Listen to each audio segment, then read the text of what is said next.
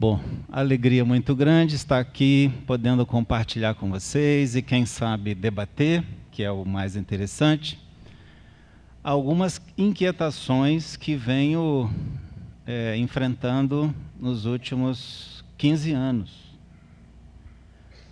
Claro que ela vem num crescente e chegou a hora de enfrentar, né? Pegar o boi pelo chifre, no sentido mesmo de mostrar para todo mundo que o que mais me inquieta na chamada educação à distância é a falta de mediação docente. Eu ando muito empolgado com as possibilidades que nós temos, como disse agora a Tarouco.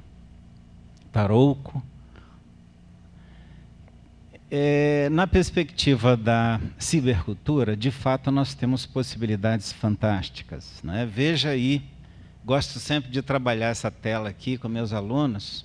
Educar em nosso tempo conta com uma feliz coincidência histórica.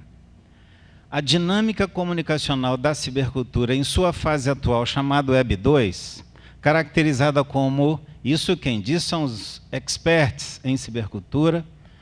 Eu atuo bastante com o pessoal da ABCiber, que é a Associação de Pesquisadores, né, brasileiros em cibercultura.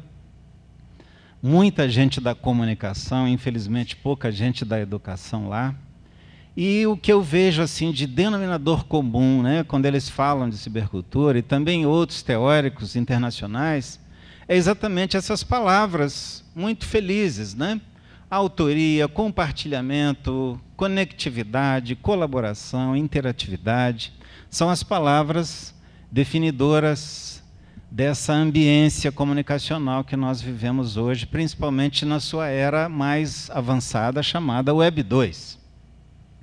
A Web 1 é a web dos portais, que a gente, diante deles, estavam mais ou menos parecido com um espectador de TV, porque você pode assistir e baixar os conteúdos. Já você tem diante de você ali o portal, né, cheio de conteúdos. Já o Web 2 traz esse diferencial numa perspectiva mesmo de aproximação da interatividade cada vez maior, da autoria, do compartilhamento, né, da conectividade, de você poder estar com os blogs, né, de você poder estar com as redes sociais. Eu acredito que, como dizia Tarouco, repito, é de fato um cenário muito feliz para a educação autêntica, uma vez que ela está fundada, segundo esses teóricos aí importantíssimos, né? Freinet, Vygotsky, essa galera toda bastante conhecida de vocês, que vai definir a educação autêntica como aquela baseada na autonomia, na diversidade, na dialógica e na democracia. Então, veja bem o que eu estou chamando de feliz coincidência histórica. Por que feliz? Porque na época desses teóricos importantes, nós tínhamos basicamente os meios unidirecionais massivos, né? Nós estamos falando de rádio, impressos, depois a TV. São meios baseados naquela relação um-todos, onde você não tem interatividade, não tem colaboração, não é isso? Esses senhores, portanto, definiram, né, ou defenderam um conceito de educação, mas o espírito do seu tempo não pôde contemplar este conceito. Vocês estão me entendendo? Ou seja, o universo midiático que eles vivenciavam não corroborou a sua inquietação pedagógica. Diferentemente de hoje, quando nós temos esse universo tão aí favorável às colaborações, às dialógicas, às conversas, né? Ao cenário de diversidade, de autonomia, etc. Entretanto, a gente vê que esse cenário não tem sido muito contemplado em educação, especialmente na educação online. A gente tem muito educação à distância e pouca educação online, naquela perspectiva que acabei de citar. Então, você vê aí, acredito que os dois pilares mais essenciais em educação à distância ou educação online é exatamente o desenho didático, que é o quê? A disposição dos conteúdos e das atividades, né, de aprendizagem, de avaliação, ali, aquela arquitetura, né, colocada na tela do computador, e, ao mesmo tempo, a mediação docente.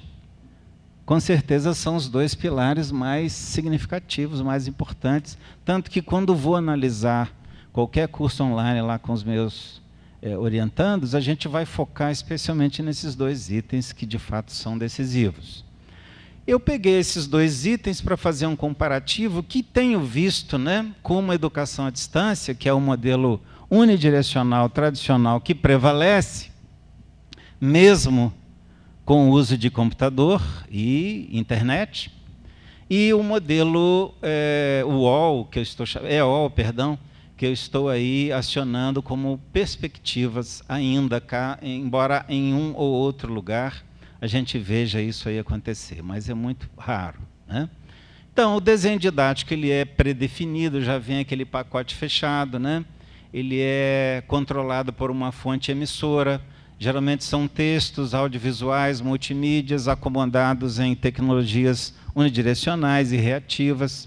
São impressos, rádio, TV, DVD, e até o computador, como eu disse, celular também.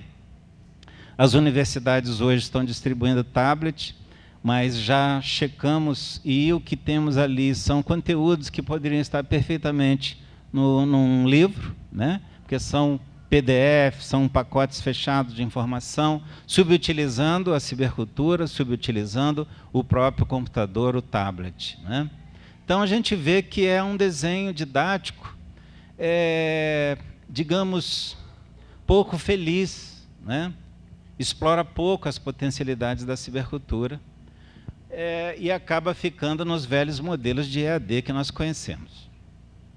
Ao passo que, na perspectiva da EOL, Educação Online, você pode construir com a Web 2, né, possibilidades interessantes, né? O texto, claro, o conteúdo continua pré-definido, mas ele tem um atenuante interessante, pouco explorado, que é exatamente a possibilidade de você agregar, né, no desenho didático, principalmente se você está usando um Moodle, você pode agregar, desde que o tutor tenha autoria, né, coisa que raramente ele tem, para poder agregar valor, criar um texto novo, colocar uma imagem nova lá, a partir das discussões em pauta, né? Extrair dali a postagem de um cursista e colocar aquela postagem como item central no debate, né? Tirar aquela postagem que está lá perdida dentro de um fórum, trazê-la para a frente da cena. Enfim, raramente os tutores têm essa autonomia, mas eu quero dizer que agora nós temos, o Moodle é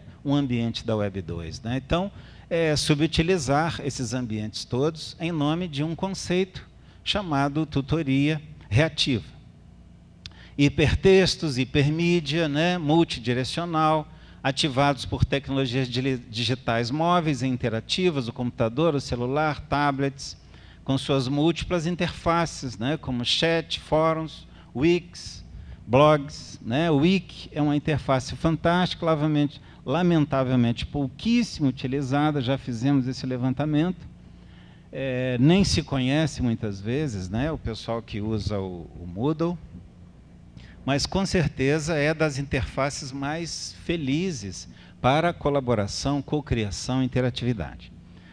A mediação da aprendizagem, você vai ver que ela prevalece ainda, gente. Eu estou falando a partir de 12, 15 anos de pesquisa, e essas pesquisas são no sentido de investigar como andam os cursos à distância, via internet, né? Então, é muita EAD que a gente encontra. É instrucionista, ela é transmissiva, ela é tarefista, a aprendizagem é centrada na atuação solitária do cursista. Aqueles teóricos todos que eu citei lá, todos vão valorizar uma educação, como eles chamam de educação autêntica. Paulo Freire explicitamente fala isso, educação autêntica baseada na dialógica, na colaboração, aluno e aluno se encontram, cursista e cursista cocriam, né, a aprendizagem. Mas o que você vai ver é exatamente esse trabalho solitário do cursista, ele pouco interage com seus colegas, né? E trata-se de um modelo todos, onde todos estão de fato separados, né, pela distância geográfica.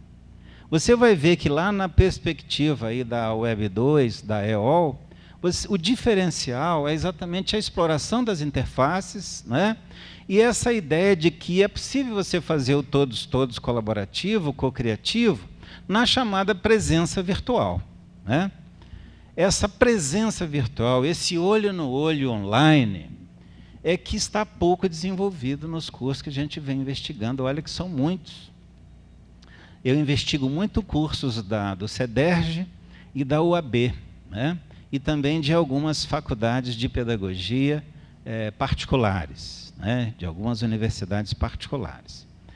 Então, repetindo, o que a gente mais vê é o clássico modelo chamado EAD e muita subutilização da cibercultura, muita subutilização das interfaces. O próprio fórum, que é a interface mais utilizada, né? Raramente se usa o chat, já perguntei por quê e a resposta é sempre a mesma. Dizem que o chat ele é telegráfico, superficial, então ele não serve ao estudo mais aprofundado, o que é um grande equívoco, porque o chat ele de fato não é para alguma coisa mais aprofundada, ele é muito mais para a construção do sentimento de pertencimento. Ele é muito próximo da sala de aula que nós conhecemos, porque ele é exatamente em tempo real, né, síncrono, todos estão ali naquela hora, ou pelo menos parte da turma está ali, então é a hora que a gente tem de conversar, proximidades, curiosidades, de afetividades e estreitamento de laços, construção de pertencimento. Lamentavelmente subutilizado, e aí prevalece o fórum. E ele prevalece nesse modelo, especialmente que eu estou chamando aí de figura 1. Isso eu tirei um pouco da Bassani, mas ampliei essa ideia. É uma professora gaúcha, onde ela também estudou e se deparou muito com esse modelo 1 e 2. Né? Você tem ali o enunciado, que já está posto pelo desenho didático, e você tem cada cursista individualmente respondendo a ele, como nós temos na sala de aula em geral. Né? O professor coloca as questões, aquele aluno faz a pergunta, e raramente há um grande debate aluno-aluno, né? Raramente, aqui no caso. Isso é constatação da Bassani e é minha constatação também. Nós vamos checar se de fato há isso e há. Pensei que já fosse o final. Nessa figura 2, você vê que há alguma conversa, mas ainda assim muito pouca. Essa perspectiva da colaboração e da interatividade é que aqueles teóricos esperavam, né, para a sala de aula presencial, que eles conheciam. E, claro, é o que nós esperamos agora para os ambientes virtuais. Como eu disse, são subutilizados, a gente permanece massivamente, expressivamente, na figura 1, que é a interação sem articulação. É o que a gente mais vê por aí. Essa perspectiva da colaboração e interatividade, você vai ver por que ela não acontece. Ela não acontece especialmente por 2 motivos, já constatado pelas nossas pesquisas, que é exatamente o professor no presencial ele não faz isso, né? Por que ele vai fazer no online? Perfeito? O professor leva para o online, para a distância, aquilo que ele já faz. Então está aí uma explicação. A outra explicação eu venho chamando de exclusão cibercultural. Uma categoria nova que nós estamos inventando aí. A gente conhece muito a chamada exclusão digital, né? Ou inclusão digital. Mas eu conheço muito informata, para fazer a distinção, conheço muito informata que dá nó em pingo d'água aqui no computador, portanto é um incluído digital. Entretanto, ele não acredita na presencialidade virtual online. Ele não acredita que online, estar junto online, possa significar alguma coisa valiosa a ponto de ali se construir educação e cidadania. Então, vamos criar uma categoria diferenciada aí, que nós estamos chamando de inclusão cibercultural. embora a cibercultura não seja só online, né? Tá aí um desafio, portanto, para a formação de professores, né? E aqui é a maior bomba de todas. A pedagogia presencial versus a pedagogia na EAD ou na educação online.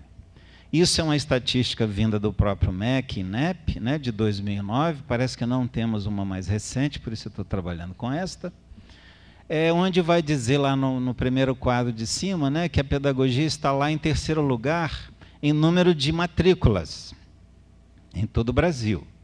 Aqui embaixo você tem a diferença presencial, né, e a distância. Você vai ver que no presencial ela está em quarto lugar, a administração está em primeiro lugar, em matrículas, e quando você passa para a educação à distância, a pedagogia está lá em primeiro lugar. Isso é bastante entendível por todos nós. Que ótimo, desligaram aí, já estava aqui com muito frio. Enfim, a pedagogia ganhou o primeiro lugar, não é? Sabemos que existe aí a UAB, uma diversidade de cursos de licenciatura oferecidos à distância. Isso fez com que a pedagogia ganhasse aí o primeiro lugar. Agora, eu pergunto para você, imagine o seguinte, se a pedagogia hoje é mais oferecida à distância, né?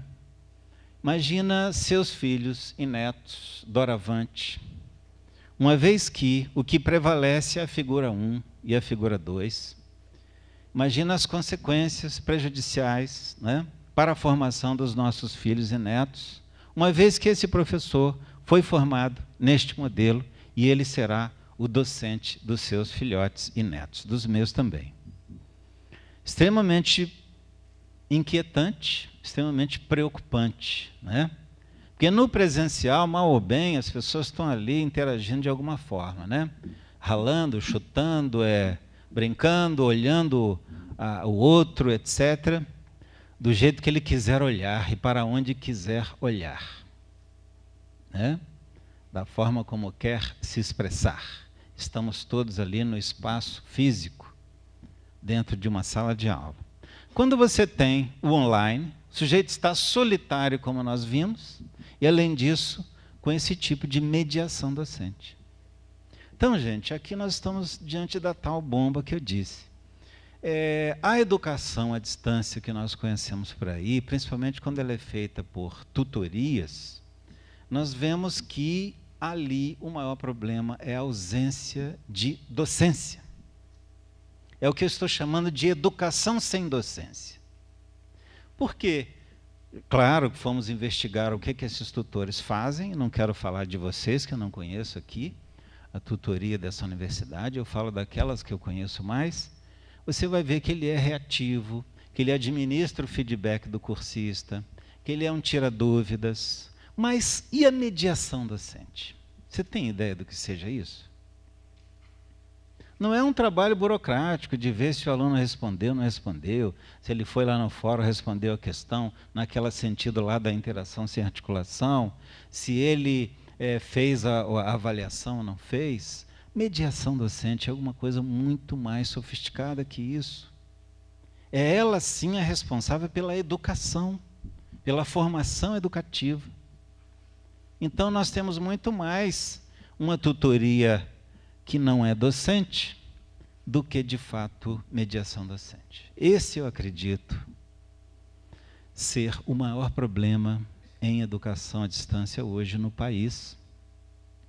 Posso até falar de outros países que também estão escorregando aí nesse mesmo buraco, mas vamos falar só daqui. Curiosamente, sem o tutor não haveria o boom da EAD que nós temos hoje no país, porque é ele que está fazendo mover esta roda da história, uma vez que muitos professores formados na Sorbonne não querem saber, né? Os doutores não querem saber. Se você se matricula num curso à distância agora da USP ou da Univesp, né? Que é o CEDERJ de São Paulo, né? Chama Univesp, você não vai encontrar ali a professora Marilena Chauí lecionando para você. Você vai encontrar quem? Professor tutor, seja, sei lá qual o nome que se dá para ele, é alguém com um salário, eu não sei qual é o salário, mas o nosso do CEDERJ é R$ 530.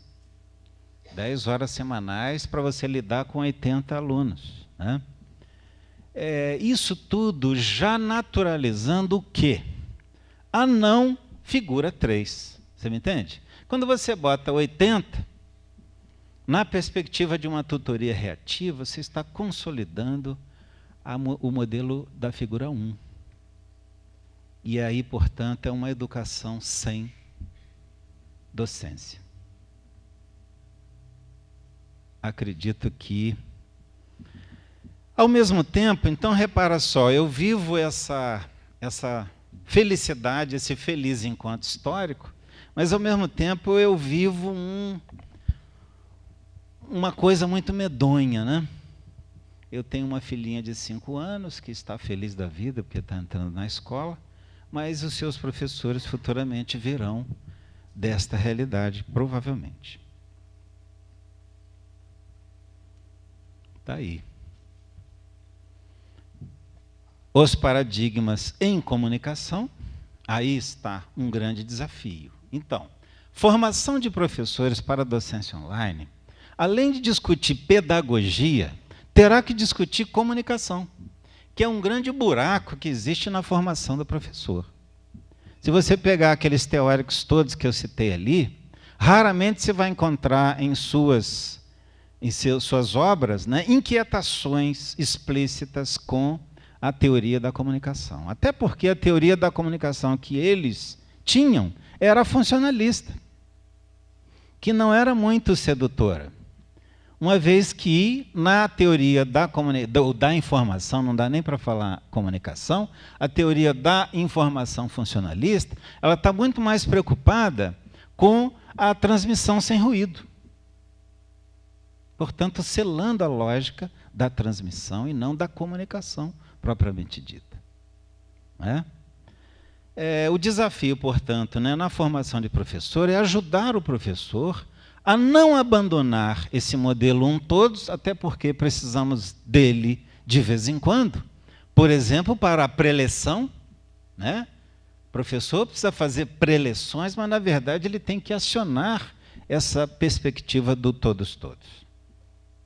Porque aí você tem aqueles itens, né, fundantes da cibercultura Web 2 e aqueles itens fundantes da educação autêntica.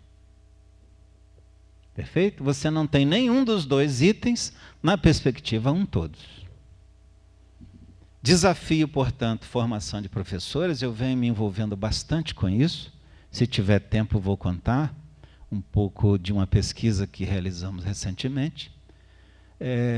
Aqui nós temos, portanto, o desafio, né, que eu acabei de falar. Como mediar a comunicação e a aprendizagem assim e para este fim? É a pergunta que a gente vem desenvolvendo, trabalhando nas formações de professor por esse país afora. Como construir esta perspectiva de interatividade e colaboração, porque, de fato, só aí é possível a educação autêntica.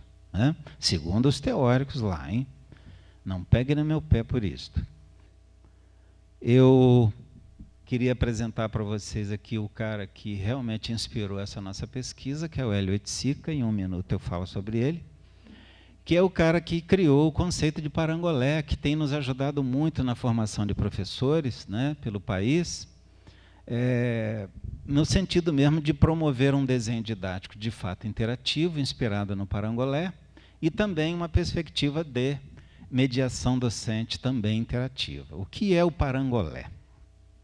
Esse é o Hélio Oiticica, e ali está o croquis do parangolé mais famoso, feito em 1965. O Hélio Oiticica é um artista plástico que questionava o quadro preso na parede e a escultura em cima de um pedestal qualquer, né, chamada de arte. Ele vem questionar isso aí, por quê? Por causa do conceito de comunicação embutido na obra. Cabe a você, fruidor da obra, apenas assistir. Isso incomodava muito a ele. Isso para ele tinha digamos assim, um prejuízo enorme em termos de formação cidadã, formação humana, que é você poder estar diante da obra apenas como espectador. Ele tinha uma pinimba com essa condição espectador, que era exatamente a condição que os meios de massa nos colocavam, né? Então ele vai inventar esse conceito de obra chamada parangolé, com que finalidade? O parangolé, dizia ele, não é para você assistir, é para você adentrar e operar com suas camadas. Por isso o parangolé capa não é uma capa do Batman, e sim uma capa labiríntica hipertextual, que você pode pegar esta camada aqui, ó, à direita, que ele segura aí pela mão, e fazer com ela o que você quiser.